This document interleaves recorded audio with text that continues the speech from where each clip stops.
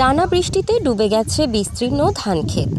শুধু ধানের জমি নয়, জমিতে পানি দেওয়ার বিদ্যুৎ চালিত সেচ পাম্পও তলিয়ে আছে পানির নিচে। রোপণের মাত্র এক সপ্তাহ পরই শুরু হয় শ্রাবণের প্রবল বর্ষণ। অতিবৃষ্টিতে শালিখা ও মাগুরা সদর উপজেলার বেশ কয়েকটি ইউনিয়নের ফসলি জমি প্লাবিত হয়ে ব্যাপক ক্ষতির মুখে পড়েছে কৃষকরা। এই দুই উপজেলায় সব মিলিয়ে প্রায় 1100 হেক্টর জমির রোপণকৃত ধান পানির নিচে। এতে ধানের গোড়া পচে যাওয়া ও রোগবালাই ছড়িয়ে পড়ার আশঙ্কা দেখা দিয়েছে।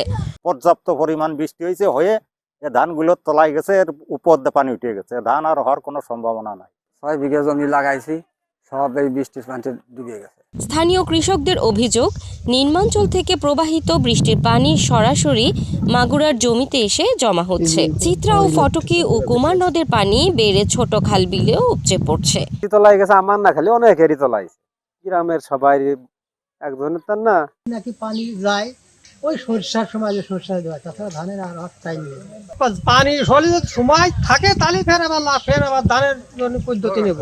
পুঁজির অভাবে নতুন করে বীজতলা তৈরি করতেও হিমশিম খাচ্ছেন প্রান্তিক কৃষকরা।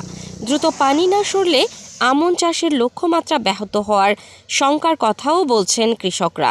এক্সট্রিম মশার কয়েল প্ল্যান্ট ফাইবার দিয়ে তৈরি, ডেঙ্গু চিকুনগুনিয়া বাহি সহ যে কোনো মশার বিরুদ্ধে দেয় এক্সট্রিম সুরক্ষা। হঠাৎ এমন দুর্যোগে ফলন্ত সবজির মাঠও তলিয়ে গেছে পানিতে।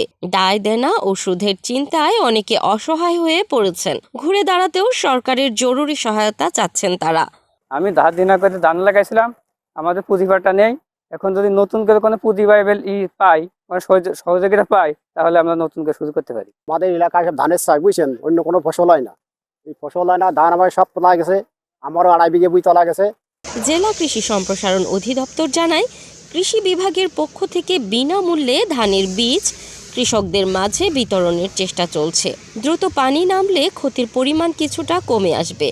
তবে কৃষকদের সার্বক্ষণিকভাবে ফসল রক্ষার পরামর্শ দেওয়া হচ্ছে বলেও জানান তিনি। কৃষি বিভাগ থেকে আমরা কিছু বীজ কিনে ফিরিয়ে দেওয়ার চেষ্টা করছি এবং চাষিদের বীজ কেনার বিরিধান 33 এবং বিরিধান ধান 7-এর বীজ কেনার জন্য উদ্বুদ্ধ করতেছি।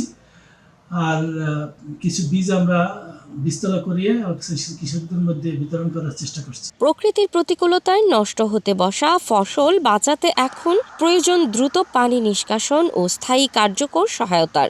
না হলে ক্ষতির বোঝা বইতে হবে বছরের পর বছর।